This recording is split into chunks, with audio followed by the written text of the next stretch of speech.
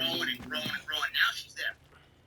Now she's there. She's on her way. She's on the verge of becoming the next biggest breakout star in the entire division. This is her year. Like Bianca, when she first won the women's championship. Ammunition, man. What the fuck? This is Rhea's year. This is Rhea's year that Bianca had a couple of years ago. No doubt about it. There's no other way about it. There's no other way to go. It's Rhea beating Charlotte at WrestleMania. And I feel like Bianca, you know, with Asuka now looming at WrestleMania, I don't know how you guys feel about Bianca. To me, she's getting a little stale as a babyface. Now, I don't think WWE is going to turn her into a heel or anything like that. I do think that she is a wet dream, a PR wet dream for WWE. They could have her go on talk shows and this and that. And, you know, they could send Bianca Belair out there to do whatever type of interview she wants, and she could be a good face of the company. So I don't see WWE turning her heel.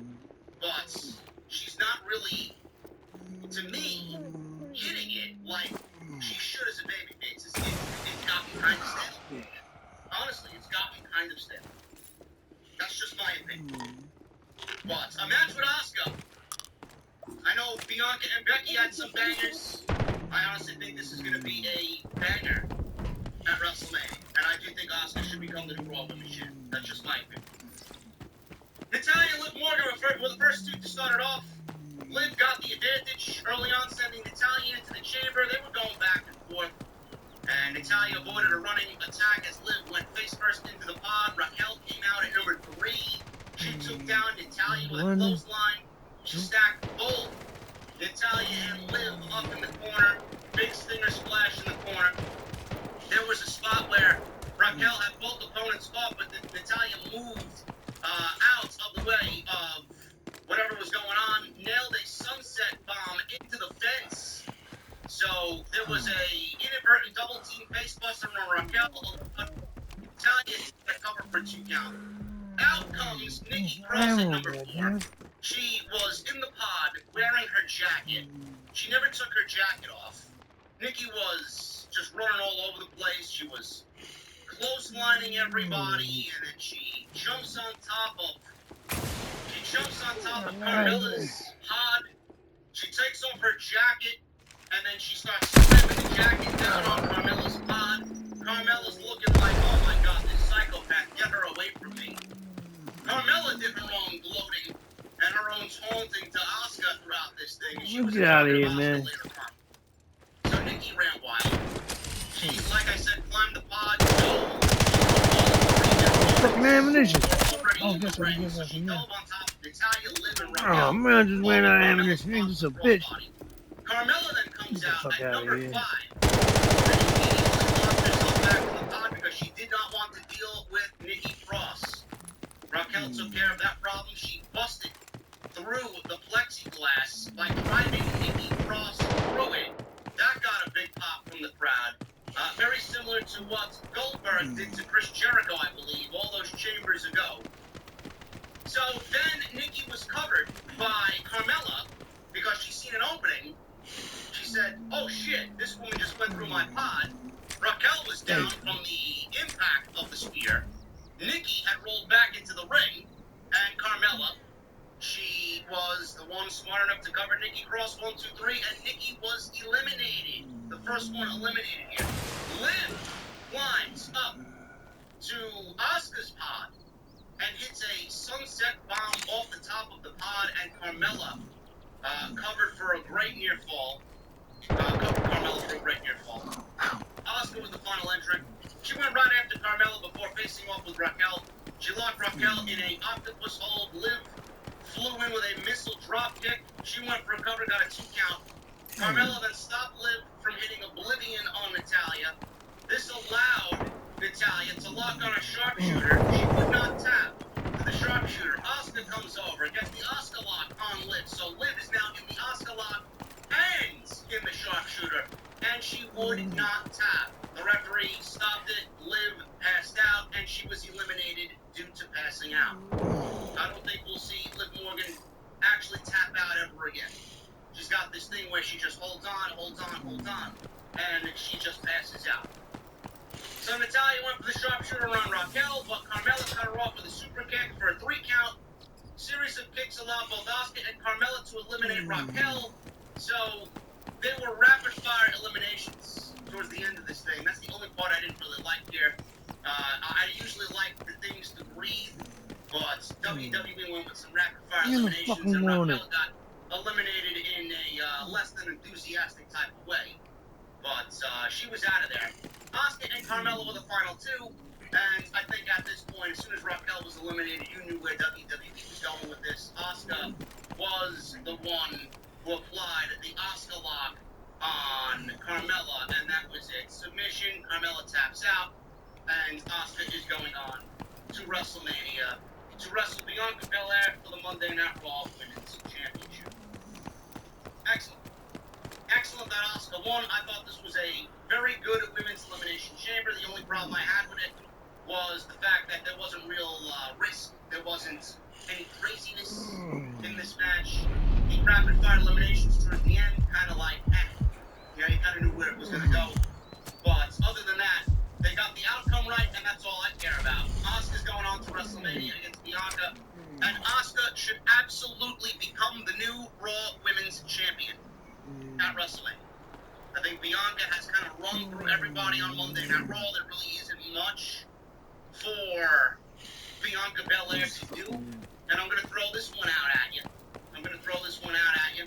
I feel like after Monday Night Raw is over, after WrestleMania, if there is a draft, I don't know if the draft is going to happen on that Monday night after WrestleMania, or it's going to happen sometime in the weeks leading to their Saudi show in May. There was a rumor of a WWE draft happening. I feel like when Bianca loses, if she loses, I think it's the right move to make. If Bianca loses the Monday Night Raw Women's Championship, she gets drafted over to SmackDown, and they put Bianca and Charlotte on the same brand. You did. Put Bianca and Charlotte match at next year's WrestleMania. I feel like she's done everything that she can do on Monday. She's ran through Bayley, she's ran through Becky. There really isn't anybody on Monday night. And I feel like if you move Bianca over to SmackDown, SmackDown's women's division needs some priority. I feel like if you move Bianca over to SmackDown, keep Charlotte on SmackDown, Rhea Ripley beats Charlotte at WrestleMania to win the SmackDown Women's Championship, you already got a great division spearheaded by Rhea, Charlotte, and Bianca Belair, with Rhea being the world champion. And Rhea, Bianca, that's a match that should take place on Monday night. You move Bianca over to SmackDown with Rhea Ripley winning the SmackDown Women's Championship from Charlotte at WrestleMania. You got that match ready and waiting to happen. You got me, yeah. Instead of Monday Night Got Raw. me, yeah. That's what I'm doing. And Asuka could be the leader of Monday Night Raw. We could get Asuka Becky Lynch again. We could get Asuka Bayley. Maybe we get some pull-ups. Maybe we get some surprises on Monday Night Raw. But there really needs to be a priority to even out the Raw and the SmackDown Women's Division. Because right now, Raw is here and SmackDown is shit. So that's what I feel like is going to happen. But Asuka is absolutely the right way to go now. Bobby Lashley. Oh, shit. Bobby Lashley. One-on-one with Brock Lesnar. This was the third match in their series of matches, with a Bobby Lashley eliminating Brock Lesnar in a Royal Rumble thrown in there before the Elimination Chamber. I said this about Bobby Lashley and Brock Lesnar. Match number 1 sucked. Match number 2 was worse. Then we got Fucking ran out of ammo. Royal Rumble elimination, and Brock made it all about himself. Ha ha ha, you're going to eliminate me from the Royal Rumble. I'm going to make my Royal Rumble elimination that much more memorable. Then we got this match tonight, and just like match number 1 and match number 2, this was fucking terrible. I don't know who you guys are. I don't know what your likes or dislikes are. I don't know what your taste is in professional wrestling. I get that this is sports entertainment. I was not sports entertained by this. In fact, I was actually turned off more than I was in match number 1 and match number 2 with the way that this match was laid out, and then the finish and how that was executed. This was fucking terrible. Everything about this is legitimately channel-changing garbage. Get off my TV garbage. Awful. I don't know how you guys like this. Oh, but it's awesome, JD. I was entertained, JD. I like this, man. The crowd loves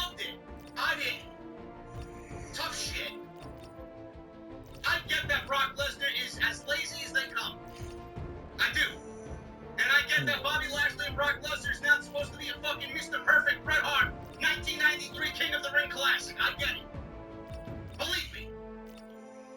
But if you genuinely believe that this is the best, that Bobby Lashley and Brock Lesnar are capable of, you are a dim-witted fucking idiot. This is not the best that they're capable of. They're not.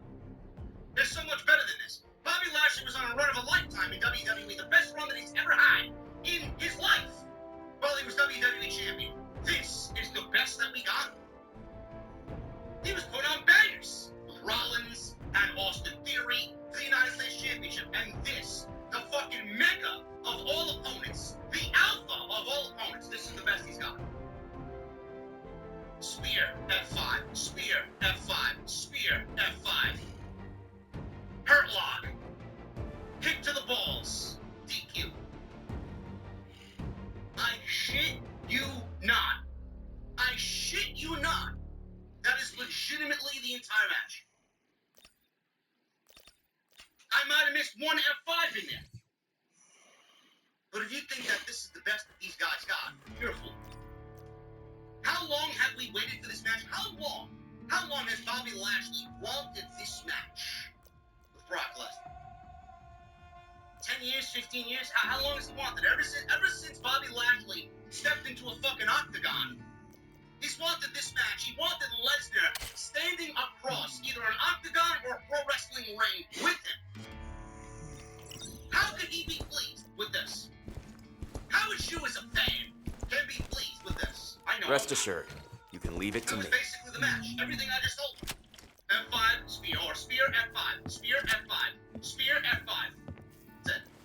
Kick to the balls. These boots were Disqualification. made for crushing Ding, ding, ding. skulls. And then chaos happened at the end of the match. Where Lesnar F5 the referee, he F5 Bobby Lashley to the table, blah, blah, blah, blah, blah. We leave it open for WrestleMania. It's basically what it was. Brock Lesnar is as lazy as they come, and honestly, I am sick and tired of Brock Lesnar taking the cheap way out. He's nothing more than an attraction that isn't really attracting anything. 3 minutes. You might as well just save me the fucking time. You should have given 3 minutes more to Roman and Sammy. You should have given 3 minutes more to the fucking women in the chamber. What the fuck did we need this for? What are you excited about here? Oh, this is a mega match. A WrestleMania match for the making. They sucked in the first match. The match in the second go-around sucked. The third match sucked. This one is going to suck even worse at WrestleMania. Because that's exactly where we're going.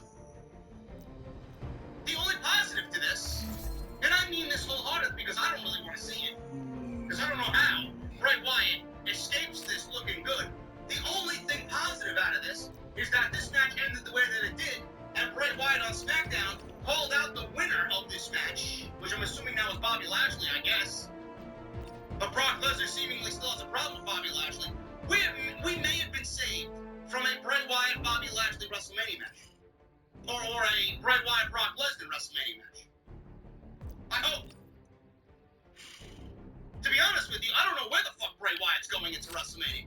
And I don't see Edge having an opponent right now after tonight. I thought Finn Balor was going to be his opponent. Why not book Edge versus Bray Wyatt at WrestleMania? Seems like a solid match to go there. Bray Wyatt versus Bobby Lashley never made any sense. And Bray Wyatt versus Brock Lesnar never made any sense. It's just booking the match to make it, for the internet marks out there.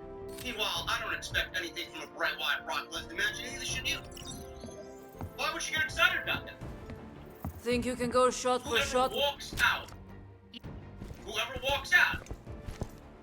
Brock Lesnar, I guess, walked out. That doesn't mean we're done with Bobby Lashley and Brock. You think Bobby Lashley's gonna have this be Brock got one all wrong. You think the way that ended, Bobby Lashley's gonna say, yeah, you know what? I think I'm done with Brock Lesnar. No one's afraid of needles, Again, right? I don't know where they're going, and to be quite honest with you, none of it is exciting. Plunging into the war zone None is of a it means is to exciting. restore peace. This match sucked. Everything about this match sucked. Lesnar hit the official with an F5, smashed Lashley with another F5, and then he flung Lashley through the table with another F5, and then he put the referee through Standing the around table, waiting ain't my table, style. Scraps with another horrible. I could sit here and tell you this match sucked to Kingdom Come. I don't want to see it again. And I just have a feeling we're going to get this match again at WrestleMania. And there are some geeks out there that want Gunther and Brock Lesnar as a WrestleMania match. For what? We should be graced with Gunther at least in a 20-minute banger at WrestleMania. You want Flexible Gunther in to go in there tactics against Brock and Lesnar firm and have in what, a beliefs. 5-minute match? Give me a break. I know Gunther wants Lesnar, but I don't want Lesnar anywhere near a major match at WrestleMania. I don't care. I don't really care. This shit sucks. Ariel Helwani.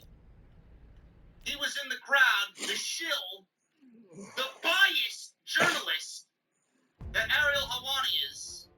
He's out there in the crowd, and he's with George St. Pierre. And he's in the crowd there, and Michael Cole says that Ariel Helwani asks the tough questions. He's a journalist, an unbiased journalist that asks the tough questions, whether you want to answer them or not. Man, oh man, they are really ragging on good old PK tonight. And they did it on the pre-show as well. Ariel Helwani did it himself on the pre-show. And then Michael Cole eggs it on and adds some more fuel to the fire. I'm sure Tony Khan is going to say something, or have someone say something on AEW in rebuttal to Ariel Helwani. There was a rumor going around that WWE was going to start doing some Hollywood vignettes because WrestleMania is going Hollywood for WrestleMania 39. And that's exactly what they kicked off tonight. Now, I'm going to be interested to see who goes into the Hall of Fame. Usually WWE announces who goes into the Hall of Fame on the Raw after the Elimination Chamber. And I wonder if Triple H is going to have a complete 100% say in who goes into the Hall of Fame. It's going to be interesting to see on Monday night. But we got these Hollywood vignettes starting off tonight with the WrestleMania Goes Hollywood theme. And they add Seth Rollins doing the famous Joker dancing scene done by Joaquin Phoenix in the Joker movie. And he's outside, he's doing the same dance on the same outdoor staircase, and he's jumping in some rainwater, puddle of water, and Becky Lynch, his wife, of course, showed up, and she's in this very Batman-esque voice. She's in this very Christian Bale-like voice. And she asks what he's doing in this Batman-like voice. He says he can't stop thinking about WrestleMania. Becky said, no one can. Maybe, do I have my sound effect here? Let me see. No one can. And then she asked, what's up with your face, please? Seth said it was exfoliating his face. He asked, what's up with her voice? She said, it's for the man cave.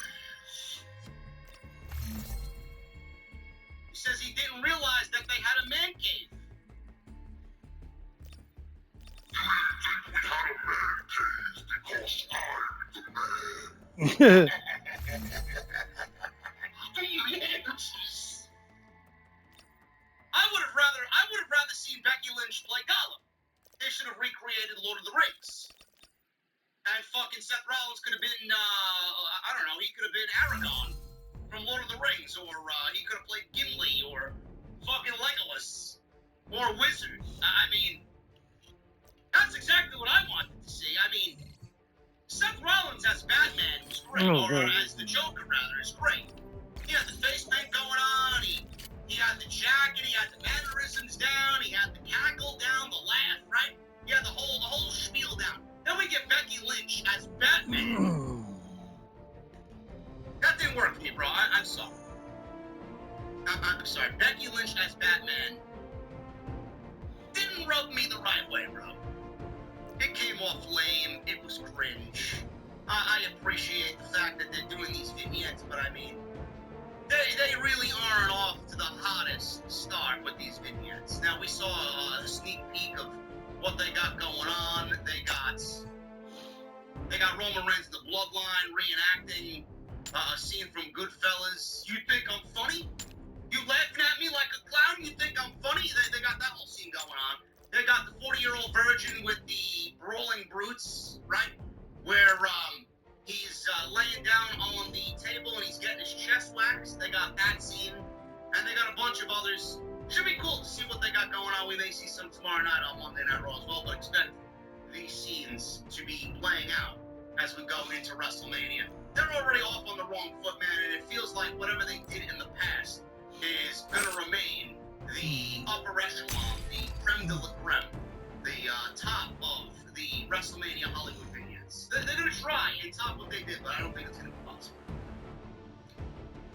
Moving on, we got Edge and Beth Phoenix against Finn Balor and Rhea Ripley with Dominic Mysterio out there in Judgment Day's corner. So Balor and Rhea Ripley came out to the other side by Alter Bridge. This was a battle of Alter Bridge themes. What song do I like better? I like the other side better than I do Middle Olympus. Then we got Edge and Beth Phoenix coming out, and the crowd in Montreal were singing along to Miles Kennedy and Alter Bridge, man. It felt like I was at a fucking concert. So good. I love it. It's a goosebump moment for me because it's exactly what you see when you go see them live in concert. That. And it's great. And I said this on Twitter, man. You know, that's a goosebump moment for me because of how important the band is to me and being that Miles is my favorite lead singer. But when Edge retires, man, I'm throwing this out there. And I know I've said this before. When Edge retires, and it's his last WrestleMania ever, Edge should absolutely have Alter Bridge play him to the ring and play that song at WrestleMania. And then you should induct Alter Bridge into the Hall of Fame. Because they have been such an iconic band for not only Edge, but the WWE, honestly. Because Judgment Day can be looked at as the second best group in all WWE. They use their theme music.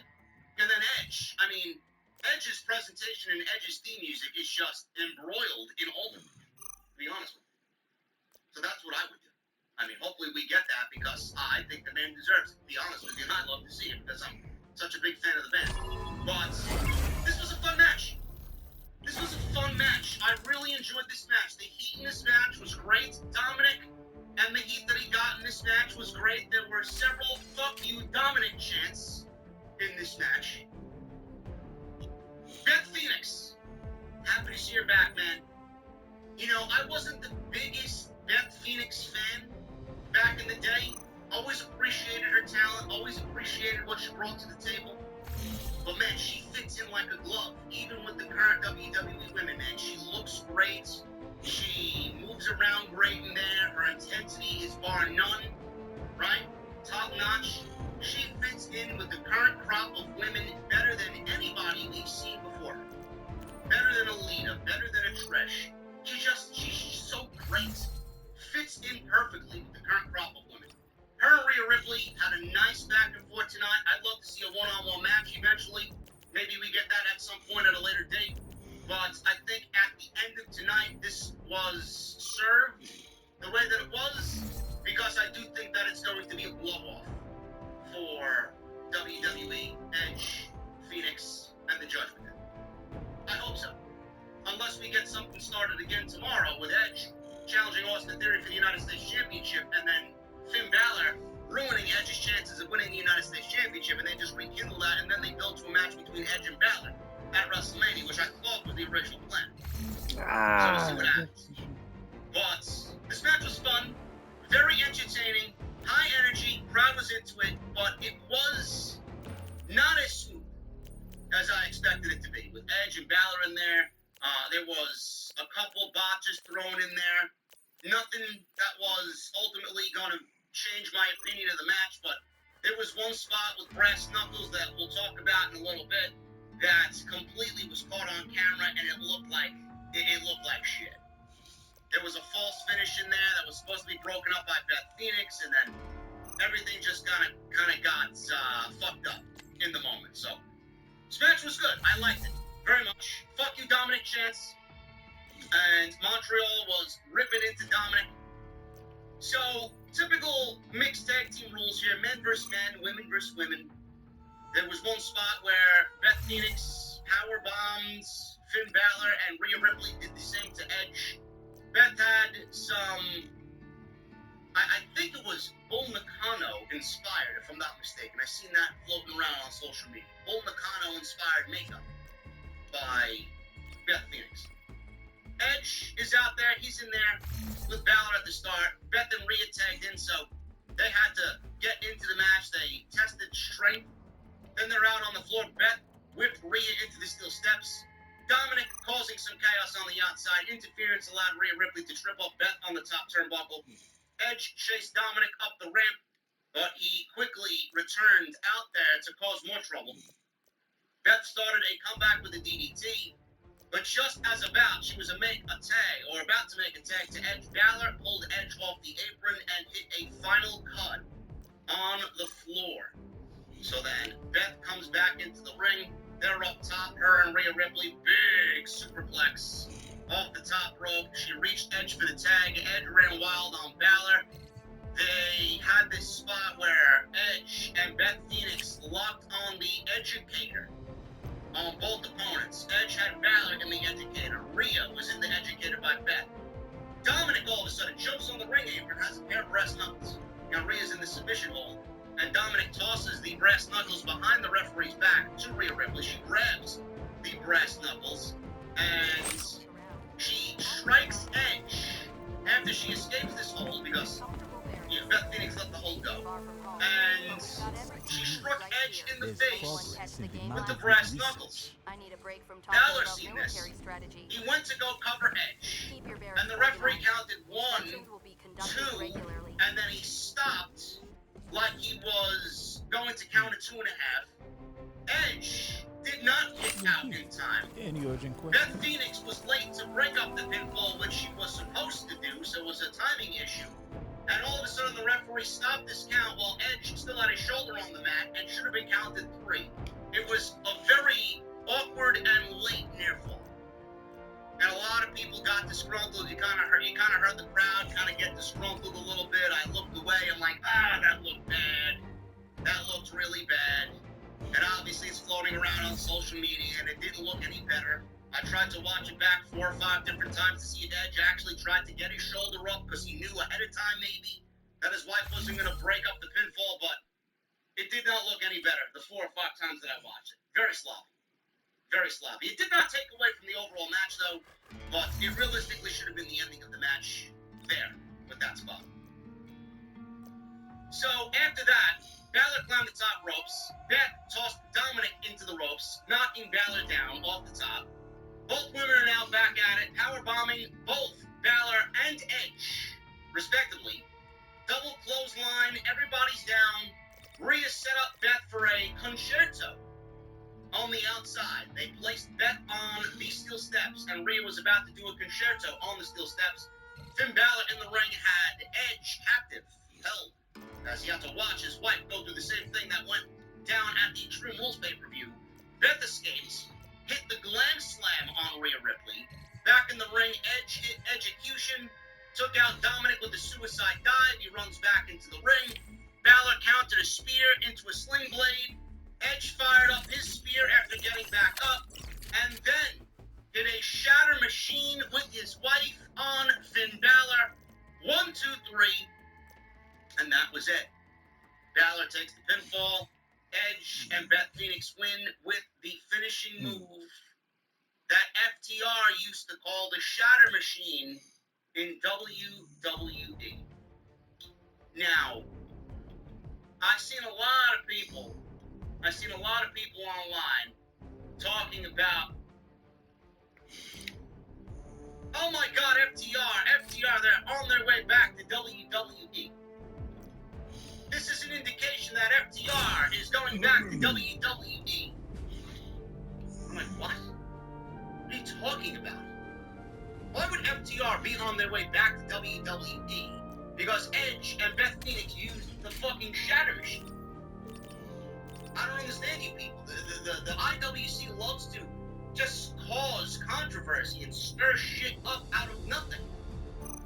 Little do they know that when Edge was out with injury, the people that got Edge back in ring shape during the pandemic was both Dax and Cash, FTR. And they're like neighbors in North Carolina, where they live in the same town. They're very good friends. So not only are they neighbors, Edge had trained with FTR. I believe WWE got a ring sent to Edge for him to train in North Carolina, and then they sent both Dax and Cash to go train with Edge to get him back into ring shape. And it was just a friendly nod. Hey, I appreciate what you guys have done for me. Thank you. It's not My FTR arrow going back to knows WWE. It's not that we're getting the revival back. I've got a lot of fixing to do around here. Tribalistic fanboy garbage is all that is. My arrow.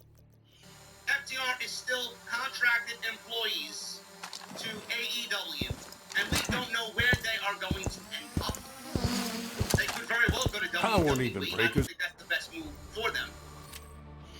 But if they end up going to WWE or staying with AEW, who gives a shit? Whoever gets them is getting probably the best tag team on the planet. Who cares? Be grateful. But right now they can't go anywhere. They are contracted to AEW at least through April. Stop. This was a fun match. I don't know if this served as a blow-off. Certainly felt like a blow-off to me. Don't know why Edge and Beth Phoenix need any more resolution against Judgment Day. But if it's not a blow-off, I do think we get Balor and Edge at WrestleMania inside Hell in a Cell, as it was rumored for the Royal Rumble. We get Demon Balor back. We get Brood Edge at WrestleMania inside Hell in a Cell. Kind of fits the whole theme, Hell in a Cell. Maybe we see Balor ruin Edge's chances tomorrow night on Monday Night Raw against Austin Theory in the United States title to kind of kickstart this again, and Judgment Day's not done with Edge. But if they are done, which, like I said, this really did serve as a blow-off, where does Balor go into WrestleMania, and where does Edge go into WrestleMania? It seemingly feels like they are destined to be together going into WrestleMania. What does Balor do at WrestleMania? I don't know. What does Edge do at WrestleMania? Are we looking at Edge versus John Cena at WrestleMania? Is Edge going to win the United States Championship tomorrow night and wrestle John Cena at WrestleMania? Or is he going to win the United States Championship and then defend the title against Finn Balor at WrestleMania? And Austin Theory against John Cena at WrestleMania without the United States Championship? I don't know. Certainly looked like a blow-off to me. They did everything that they needed to do. They accomplished what they needed to. They beat Judgment Day. So we'll find out tomorrow on Monday Night Raw. We got more questions than answers than anything. Moving on. United States Championship match, Elimination Chamber, Austin Theory, Seth Rollins, Johnny Gargano, Damian Priest, Bronson Reed, and Montez Ford. This was for the United States Championship, and this was the second best thing on the show this evening. Like I said, this was one of the best Elimination Chamber matches in company history. Right here. Awesome. Everybody shined. Austin Theory looked great. Seth Rollins looked great. Johnny Gargano was Johnny Wrestling tonight. Pulled off a tremendous spot that I thought he killed himself on.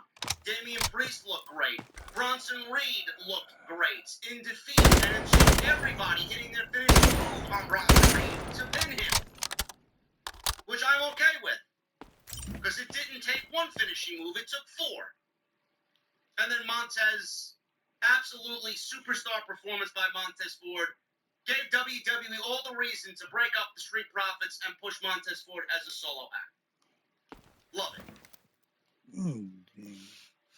Logan Paul interfered in this thing, and we'll get to him in a second because he set up his match with Seth Rollins at WrestleMania, and what I thought was a spectacular spot at the end of this match.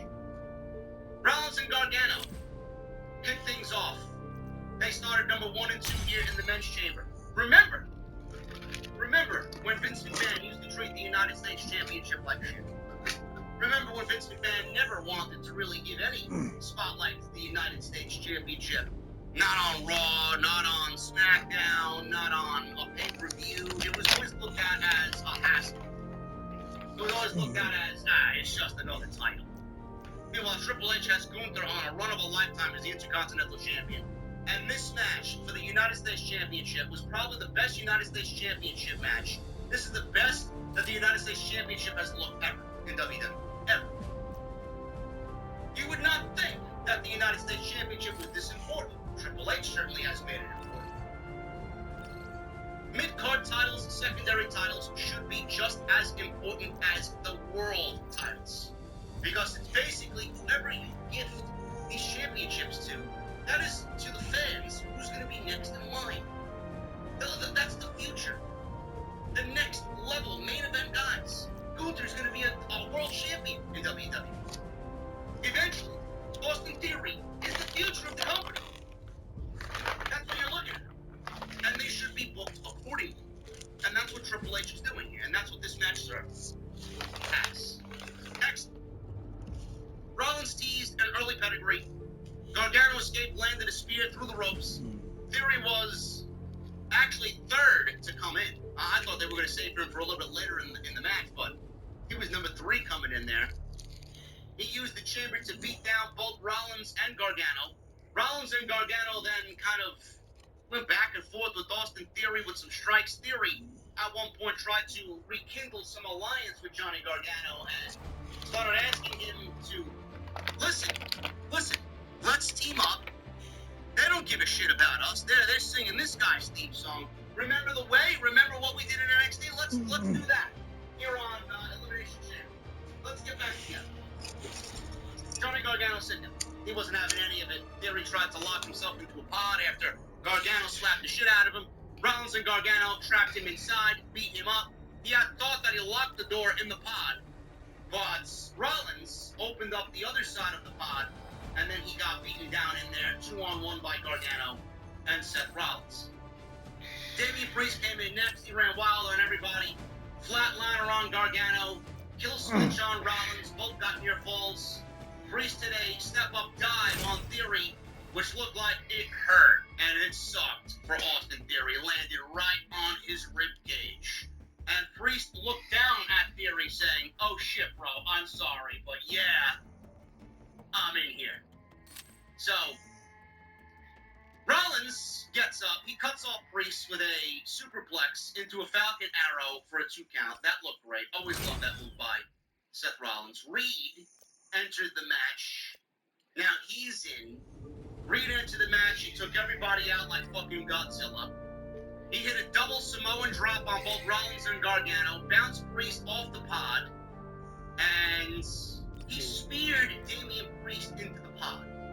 Now, when Raquel Rodriguez speared Nikki Cross into the pod in the opening match for the ladies inside the chamber, that shit broke easy. How this plexiglass did not break when Bronson Reed speared Damian Priest through it, I have no fuck. I have no clue. I don't know what the fuck that glass was made out of, but you got somebody like Bronson Reed running with Damian Priest into the fucking pod, and it doesn't break? Oh my goodness. Maybe it was supposed to break, and it didn't. I have no fucking clue. But it did not break. It did not break. Reed then landed a diving shoulder tackle on Austin Theory off the top rope. I didn't know what the fuck he was planning. He went up to the top rope. He was looking at Theory, who was on the outside of the ring. I didn't know what he was doing. He flies off with a shoulder tackle. Montez Ford is the last guy to come in. We got all 6 guys in there now, not one elimination yet. And he stopped Reed's offense, planted Theory with a spine buster. He went for a people's elbow. He was doing suck it out there. He was doing a people's elbow. And Reed leveled him with a fucking clothesline that took his head off. Charged and ready. There was this spot where Gargano was on Reed's shoulders. Rollins landed a diving clothesline, and it turned Gargano into a reverse Rana on Reed. So just picture Johnny Gargano on the shoulder of Bronson Reed with Seth Rollins climbing to the top rope, flying off with a clothesline. That levels Gargano off of Bronson Reed's shoulders, and he nails a fucking poison Rana on Bronson Reed. Ridiculous. Absolutely ridiculous. Excellent spot. Ford, seeing this, he went right for a cover on Bronson Reed, got it 2 there. Ford climbed the cage to escape Damian Priest and then continued to climb up until he was hanging upside down on top of the very top of the cage. And he was looking down on all 5 guys. He jumped off the fucking cage and he jumped on top of everybody, falling onto everybody. Crowd was insane. Act Holy swiftly shit. and capture Holy each shit. point, I believe one by Lindsay one. Donato did this at one point years ago. Did the same thing inside the elimination chamber. Awesome. Ford, Rollins, Gargano. These were the guys that nailed all of their finishing moves on Bronson Reed. Ford hit the frog splash. Rollins hit the curb stomp. Gargano hit the one final beat, and then that was it for Bronson Reed. He got finished with everybody's finishing move here. Rollins countered a slingshot by climbing the chamber, and he and Gargano ended up on top of the pod together. It was this nice little moment of respite, and they were sitting there like you were sitting out on their front lawn in their rocking chairs, having a fucking glass of whiskey on the rocks. And they were asking each other, hey, how you doing, man? How you doing? You doing all right? That's great, man. Yeah, that's life, you know? And then Rollins all of a sudden just fucking knife-edge chops Gargano, and that's the We've end of that secured motherfucking Sector run Delta. on top of the pod. Be And advised, our Rollins beat forces have Gargano down, secured Objective and then Delta. put him in a powerbomb position off the pod. He was about to powerbomb Gargano off the pod. This led to one of the wildest spots of the entire night, where Gargano countered this powerbomb into a hurricane bomb onto everybody else down below, onto Damian Priest and onto Austin Theory. Ridiculous spot. Ridiculous spot. How Gargano was Sector alive, Charlie I don't is know. now There was under fucking our control. flash of a Our body forces hitting the have pod. taken full It looked like control of Gargano's Objective face hit Charlie. the fucking pod on the way down. Ridiculous. So, Gargano's up. He's landing super kicks on everybody. He gets one final beat on Austin Theory on the outside. Priest cut him off, hit a razor's edge, and eliminated Johnny Gargano. Smoke grenade ready. Oh boy, we killed Johnny Joe. Gargano was eliminated from the elimination chamber. I thought he was going to be a solid choice to win the United States Championship. I need aid! Rollins cut Ford off.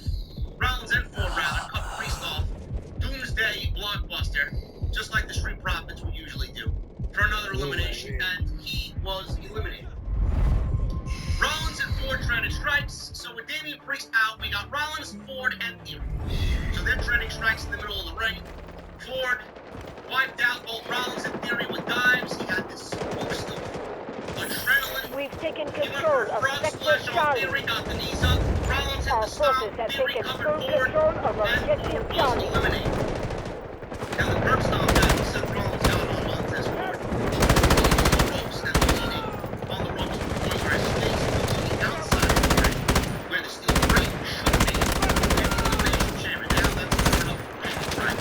So he got curb stomped onto that. He nailed Rollins face first on the outside of the Enemy elimination is chamber. attacking Objective Echo. And I thought Montez Ford was hurt.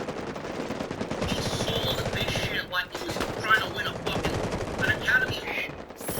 Everybody taken thought he control was hurt. of We got one Sector referee Delta. checking in on him. They opened up the gate. Our forces have taken full control of Objective Delta. Step out there. This guy's fucking stinging.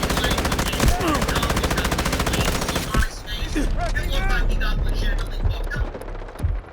And then all of a sudden, they try to stand him up, and he can't stand up on his own. He's fucking wiggling his legs. He fucking almost collapses on the stairs, going outside the chamber. All of a sudden, we see Logan Paul show up in his bright yellow fucking shirt. Help me up! Seth Rollins didn't see who the fuck this was when he was setting up to curb stomp Theory in the match. I have no fucking idea.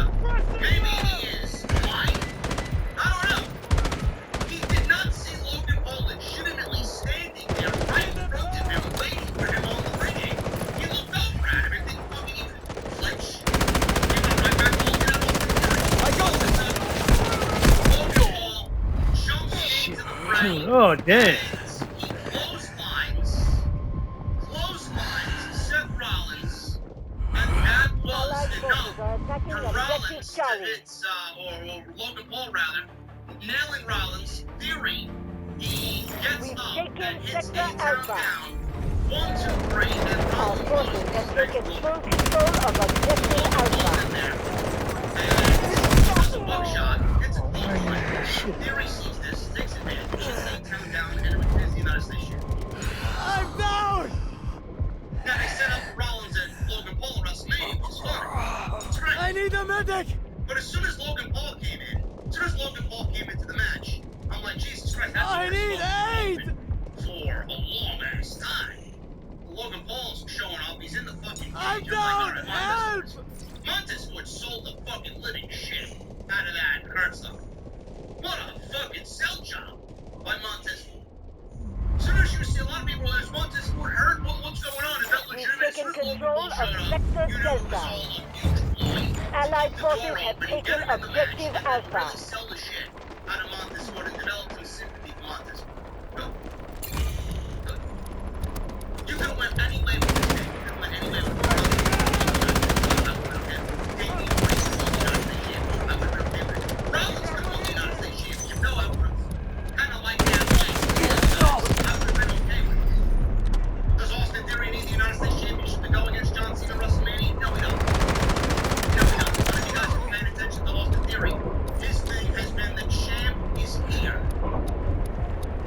Really? Oh, You're you gonna say bitch. that in those words. Obviously, you're gonna need the United States Championship. You're gonna keep Help me up! egging John Cena on indirectly. I'm down! Johnny Gargano could have won the United States Championship. Montez Ford could have I won the need United States aid! Championship. Any one of these guys could have won the match now. But they went with Austin Theory. Austin Theory's their guy. Austin Theory's gonna take the United States Championship in the Monday Night Raw tomorrow night against Edge. What happens Allied there, I don't forces know. are That attacking could go either objective way. Bravo 2. More than likely, he's going to take the United States Championship into WrestleMania and defend that title against John Cena. And he's going to beat John Cena at WrestleMania because there's no reason why Austin Theory is going to Reviving. WrestleMania against John Cena and not coming out on top and being stamped as the future of the company. Oh, yeah. Not only is the United States champion, Yeah. the greatest United States champion of all time, beating the greatest United States champion of our generation in John Cena in WWE. But by becoming the future of the company by beating John Cena as well in a match at WrestleMania. Where the fuck you at? That's it. This was excellent.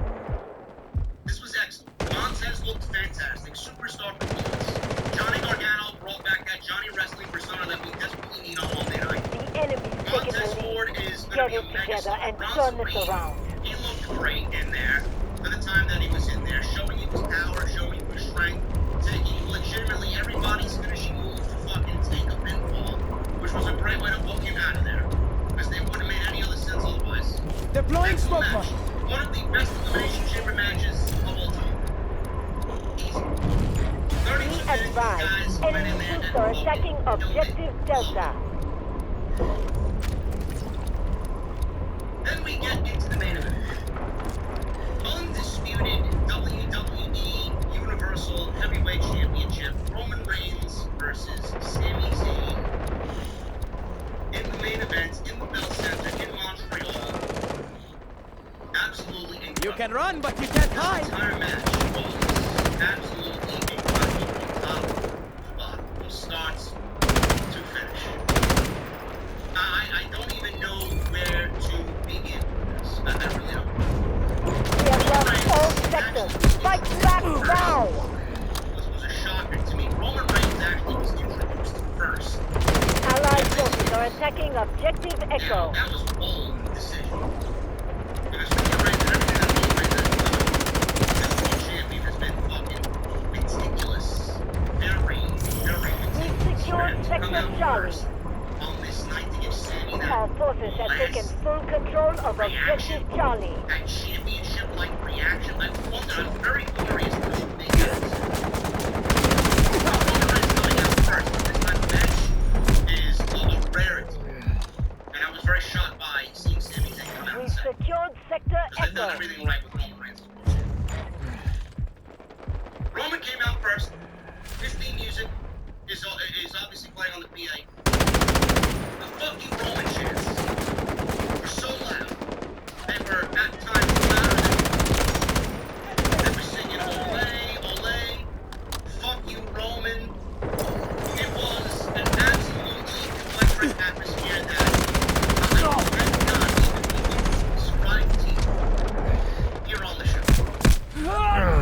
couldn't get that man 2011 done. CM Punk John Cena in Chicago Money in the Bank. It reminded me I'm down! of Help! Rock and Hogan WrestleMania. I need a 17. It medic! reminded me of Rob Van Dam, John Cena at WrestleMania One Night Stand in 2006 at the Hammerstein Ballroom in New York City. Allied forces have My taken second objective favorite pay-per-view of Delta. all time, One Night Stand. 2. Unbelievable. If Cena wins, we riot. There was even a if Roman wins, we riot sign in the crowd. This was incredible. Roman's in there, he's standing there, he's soaking the shit all in. Be advised, enemy troops are attacking objective Delta. In that type of setting, knowing that you are Placing smoke mine. the most hated man in the fucking building right now because of this Deploying match. kill. Allied That forces shit- are that attacking shit fucking objective Charlie. gets me excited. I love that type of energy. See ya! Like, if you know it's getting that type of energy, you know that you are in the right place at the right time. You know that you are doing something right. He's standing there, he's fucking looking around, he's soaking it all in, he's smirking.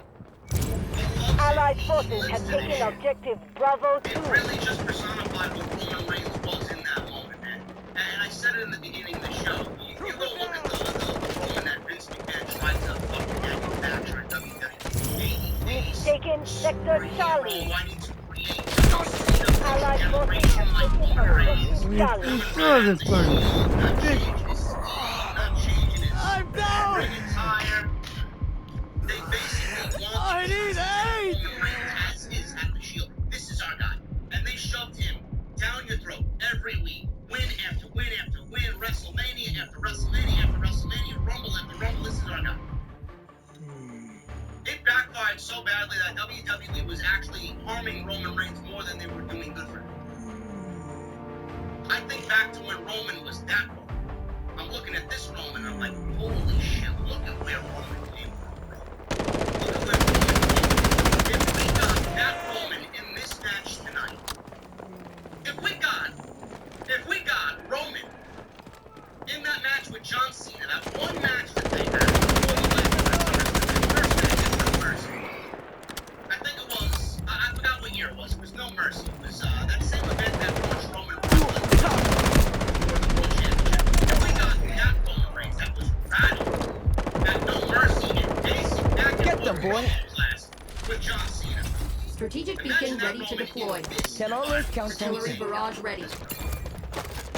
All the trials, Now all I the see. tribulations, all the struggle, all the hatred that we had for Roman Reigns, over We've all taken those years, Sector Charlie. this Roman Reigns.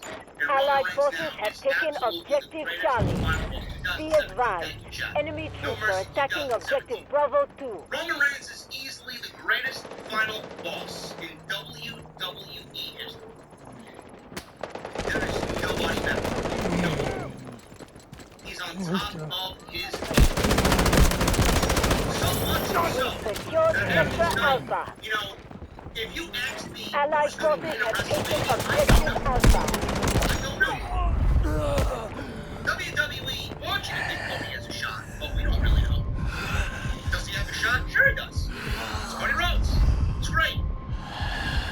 But do you honestly think that WWE would willingly just take anybody and put them over Roman Reigns? For all we know, WWE doesn't want Roman Yeah, Reigns. to lose. 23. 23 That ain't look bad. the fact that he's not been pinned for 3 years. He's 903 days. He's 23 fucking ain't champion. bad.